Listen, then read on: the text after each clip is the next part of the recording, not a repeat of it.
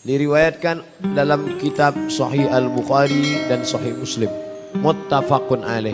Sepakat Imam Bukhari dan Muslim tentang kesahihan hadis ini. Wa man kana yu'minu billahi wal yaumil akhir. Siapa yang beriman kepada Allah dan hari akhirat, falyukrim jarahu, hendaklah memuliakan tetangga. Makanya tetangga disebut dalam Al-Quran, wal jari dzil qurba wal jaril junubi. Tetangga ini ada ring-ringnya. Ring yang paling dekat wal jari dzil qurba, tetangga tapi juga kerabat. Tetangga kerabat. Atuk dulu punya tanah, lalu kemudian anak-anaknya dibuat rumah, lalu kemudian cucu-cucunya. Nah, ini yang paling dekat. Tapi ada yang sesudah itu ring dua, wal jaril junubi. Tetangga hanya sekedar dekat tapi tak ada hubungan darah. Nah, itu. Jadi apa bukti orang beriman kepada Allah dan hari akhirat? Memuliakan tetangga. Karena kalau sampai masanya sulit, mati, sakit, tetangga itulah yang akan datang.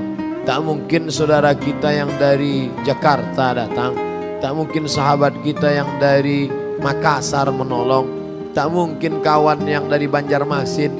Yang datang itu adalah tetangga yang dekat-dekat. Berapa orang, berapa rumah tetangga kita itu? Kata Imam Sufyan Ats-Tsauri, 40 rumah ke muka, 40 ke belakang, 40 ke kanan, 40 ke kiri. 40, 40, 80, 40, 40, 160. Dulu begitu, muka, belakang, kanan, kiri. Sekarang orang tinggal di kondominium, 40 ke atas, 40 ke bawah. Tinggal di rumah-rumah sarang burung walet yang bentuknya petak-petak, kotak-kotak kecil, sampai 100 lantai ke atas. Nah itu, sekarang orang tak ada lagi kenal mengenal. Berapa banyak orang mati di apartemen yang tahu security karena bau bangkai. Cangkanya bangkai tikus. Panggil anjing herder, buka pintu, orang lah terbujur, mati. Tak ada kenal mengenal. La salam wala kalam. Jangankan dulu masih ada orang nengok muka, walaupun tak ada salam nampak muka. Sekarang muka pun tidak.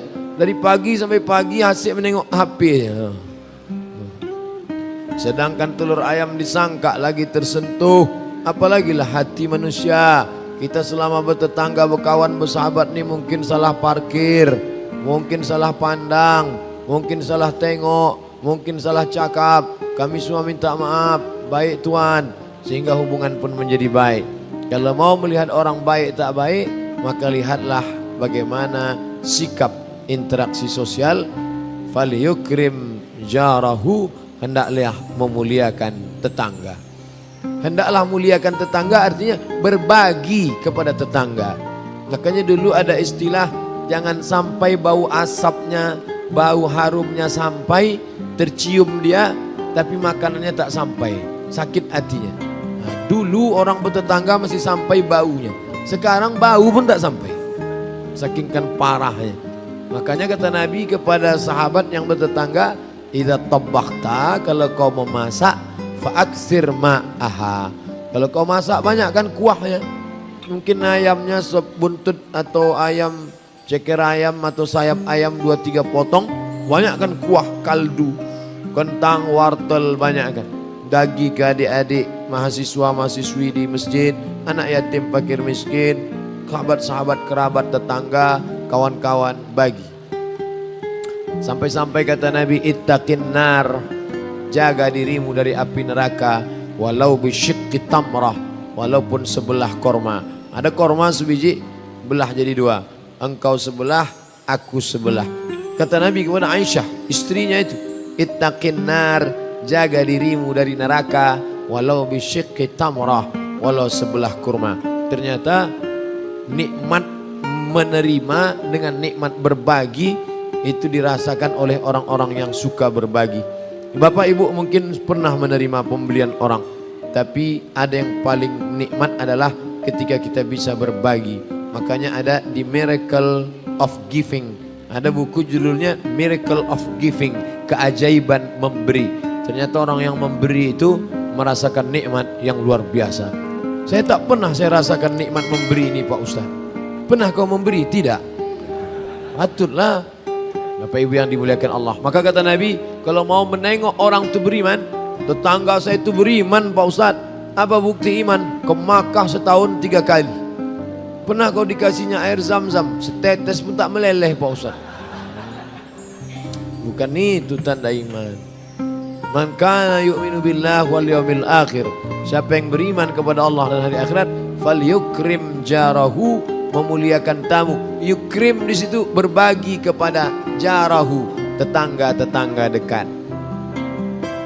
Kalau berbuat baik kepada orang jauh, mungkin ada yang diinginkan dari orang jauh. Makanya kalau ada undangan hari Sabtu, hari Ahad, kita sedang menginventarisir undangan, tengok dulu.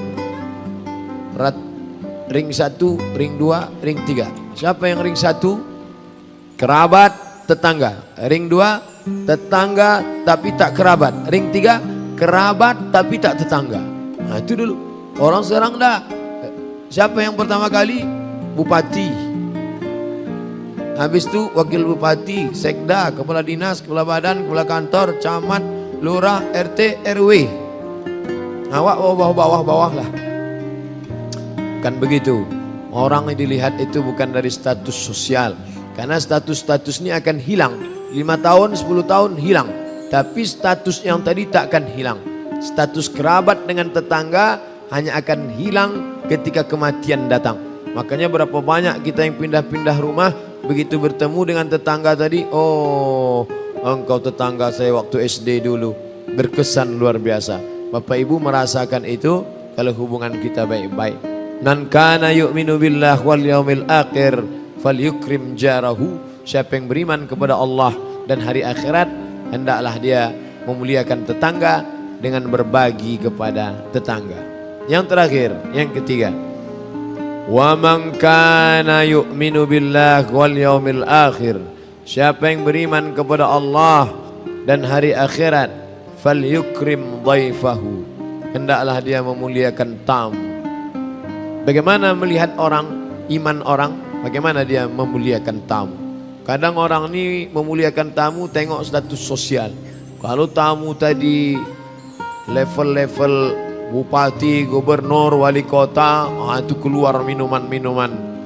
Oh, teh botol, macam-macam. Tapi kalau hanya orang biasa, air putih aja lah.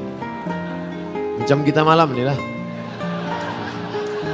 Bapak Ibu yang dimuliakan Allah Subhanahu wa taala, man kana yu'minu billah, siapa yang beriman kepada Allah, wal yaumil akhir, dan hari akhirat. Ada orang yang tak percaya hari akhirat? Ada. Kata dia dunia ini kekal abadi, tak ada kiamat. Terus aja begini, mana itu kiamat? Mana kata. Dia tantang. Sedangkan kita percaya, idza sama'um fatarat, nanti sampai masanya langit ini terbelah. Wa idzal kawakibu tasarat, planet-planet Mars, Neptunus, Pluto bertabrakan. Wa idzal biharu fujirat, lautan dari Selat Malaka naik ke atas Pekanbaru nih, macam tsunami yang maha dahsyat. Wa idzal quburu bu'tsirat, saat itu semua yang mati-mati dibangkitkan menghadap Allah. Waktu itulah baru orang alimat nafsum ma qaddamat wa akharat. Hari itu dia baru sadar bahwa sesungguhnya dia belum beramal. Jadi cerita orang tak percaya sama hari akhirat itu bukan zaman sekarang. Ateis, Tuhan tak percaya, akhirat tak percaya, kiamat tak percaya. Pokoknya sampai kapanpun kata dia, bumi tetap mengedari matahari terus. Tapi ada juga orang yang percaya dunia akan berakhir tapi tak percaya Tuhan. Dunia ini kata dia akan berakhir, tapi bukan Tuhan yang menghancurkannya. Ada meteor besar yang menurut prediksi dia tahun 1000 sekian seribu tahun lagi, maka meteor ini akan menabrak. Menurut perhitungan ilmu astronomi, meteor besar ini akan menabrak bumi, bam, pecah, hancur. Nah ini sudah ada juga zaman Nabi, namanya Dahriyun. Namutu, kita hidup, wa nahya, kita mati. Wa ma yuhlikuna illa dahar, kita binasa bukan karena Tuhan tapi karena masa. sampai masanya hamil, sampai masanya lahir, sampai masanya anak-anak, sampai masanya remaja, sampai masanya dewasa, sampai masanya tua, sampai masanya sakit, sampai masanya mati. Tak ada Tuhan. Tuhan tak pernah. Nah, sedangkan ini makana yu'minu billah. Ada pula lagi kelompok yang tak meyakini akhirat. Ini pun sudah ada zaman Nabi. Jadi sesungguhnya yang kita kaji malam ini zaman berganti, musim berubah, tapi isi dunia ini itu-itu saja. Zamannya berganti, cara bicara berubah, alat telekomunikasi maju canggih, tapi isi dunia yaitu orang tak percaya sama Allah, percaya dunia berakhir bukan karena Allah, percaya dunia ini tidak berakhir. Dan kemudian ada lagi nama kelompoknya zaman Nabi itu orang-orang mulhid, ateis, tak percaya kepada Tuhan. Ada lagi satu kelompok yang tak percaya bahwa kita sesudah mati hidup lagi.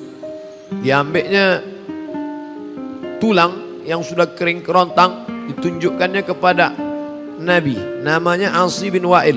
Ya Muhammad, ayuhyi rabbuka hadzal 'idhama ba'dama baliya wa ramma. Apa bisa Tuhanmu menghidupkan tulang yang sudah hancur, kering, kerontang, putih, tak ada lagi lemak, daging, sumsum? Sanggup tak dia buat ini hidup lagi? Kata Nabi. Nabi diam. Karena Nabi tak bicara kalau tak ada wahyu. Sampai akhirnya turun malaikat Jibril membawakan wahyu. Dibacakannya, qul yuhyiha allazi ansha'aha awwala marrah. Qul, katakan kepada si Asi bin Wa'il yang tak percaya itu, hai Muhammad, yuhyi allazi ansha'aha awwala marrah, yang akan menghidupkan dia sekali lagi nanti adalah dia yang dulu menciptakan si Asi bin Wa'il dari tidak ada apa-apanya menjadi ada di alam semesta. Setelah itu dibuatnya menjadi tidak ada, dan dia kuasa membuat dia bisa bangkit balik lagi menjadi ada. Innama amruhu idza arada syai'an ayyaqula lahu kun fayakun. Dan kita percaya itu. Man kana yu'minu billah, aku percaya kepada Allah, wal yaumil akhir, aku percaya pada akhirat. Menggerakkan anak lidah, percaya engkau sama Allah sama hari akhirat? Sama, percaya. Percaya kepada Allah kepada akhirat? Percaya. Percaya kepada Allah dan hari akhirat, dunia akan balik? Percaya. Apa buktinya? Cakap baik-baik atau diam? Apa buktinya? Muliakan tetangga. Apa buktinya? Muliakan tamu. Itulah tandanya. Tapi yang tiga ini kita kaji malam ini untuk mengukur diri kita, bukan dipakai untuk mengukur orang. Saya khawatir orang setelah belajar ini malam ini besok dia bertamu ke rumah orang. Habis itu baru dia komen. Balik dari situ langsung update status. Kelihatannya kawanku ini tak beriman. Bukan itu tujuan. Karena orang biasanya kalau baru ikut silat, silat orang yang dia ukur, bukan silat dia. Orang kalau baru ikut ukuran meter-meteran, baru beli meteran, yang diukurnya meteran itu untuk mengukur orang, bukan untuk mengukur diri dia. Malam ini kita pakai hadis ini untuk mengukur diri kita. Hai Abdul Somad, kalau kau memang beriman kepada Allah dan hari akhirat, cakapmu sikit, kalaupun bercakap bermakna. Hai Abdul Somad, kalau memang kau beriman kepada Allah dan hari akhirat, maka engkau muliakan tetanggamu, berbagi. Hai Abdul Somad, kalau engkau beriman kepada Allah dan hari akhirat, maka kau muliakan tamu-tamumu. Begitu cara kita berpikir. Bacalah Quran seakan Quran itu turun kepada dirimu dan engkau yang ditegurnya. Ya ayyuhal muzammil, hai orang yang berselimut, hai engkau yang masih berselimut, qum, bangun, bangkit, fa'anzir, beri peringatan, wa minal laili, dari sebagian malam, fatahajjad, lawan kantukmu, bangunlah engkau salat tahajud. Seakan-akan kata engkaunya itu ke kita, ditembakkan, ditujukan. Bacalah Quran seakan-akan dia diturunkan kepadamu, wahai umat Muhammad sallallahu alaihi wasallam. Begitulah mengaji. Sehingga kalau pengajian merubah perilaku, berakhir berhasil. Kalau pengajian merubah rasa cita-cipta, berakhir berhasil. Kalau pengajian merubah cara pola pikir, pandang, mindset terhadap kehidupan, maka berakhirlah kajian itu dengan keberhasilan. Tapi kalau mengaji hanya sekedar menambah pengetahuan, untuk mendebat orang, untuk mengatakan lebih hebat, untuk ini, itulah yang dikatakan Nabi, man talabal ilma, siapa yang menuntut ilmu, yang mestinya untuk mencari ridha Allah, tapi dia tuntut ilmu untuk membodohi orang-orang jahil, untuk mendebat ulama. Lam yajid irfal jannah, dia tak mendapatkan bau surga. Jangankan masuk surga, lam yajid irfal jannah, bau surga pun tak dia dapatkan. Mudah-mudahan kita terhindar dari semua-semua yang tak baik tadi, insyaallah. Bapak Ibu yang dimuliakan Allah Subhanahu wa taala, ini semua potensi yang diberikan Allah mesti kita manfaatkan. Bagaimana merubah orang yang personal menjadi sebuah komunitas. Alhamdulillah sudah ada komunitasnya. Dulu ada namanya komunitas kitab kuning, almarhum Ustadz Zulkifli R. Kemudian komunitas tafakuh, pengajian Dr. Mustafa Umar. Ada lagi komunitas kajian Ustadz, banyak komunitas. Nah sekarang setelah komunitas ini bergerombol, berkumpul, bagaimana merubah kerumunan manusia ini tidak sekedar berkerumun habis itu bubar, bagaimana memanage merubah kerumunan menjadi kekuatan. Yang sebelumnya hanya sekedar berkerumun tapi tak tahu siapa yang sakit, siapa yang sedang berada di ICU, siapa yang sedang ekonominya susah, siapa yang belanjanya tak dapat makan malam, kita tak tahu. Hanya sekedar datang ngaji pulang, datang ngaji salam kiri kanan pulang, nama pun tak tahu, alamat pun tak tahu, ada yang sakit, ada yang mati pun tak tahu. Si anu meninggal iya, jamaah kita tuh, ini fotonya, tak pernah nampak aku. Berubah, bagaimana merubah pertemuan kerumunan manusia ini menjadi sebuah kekuatan.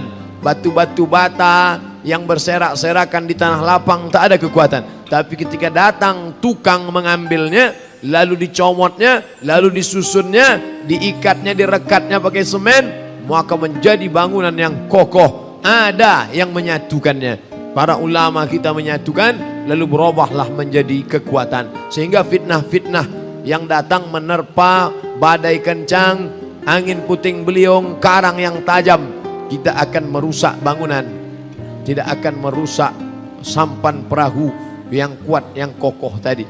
Kenapa demikian?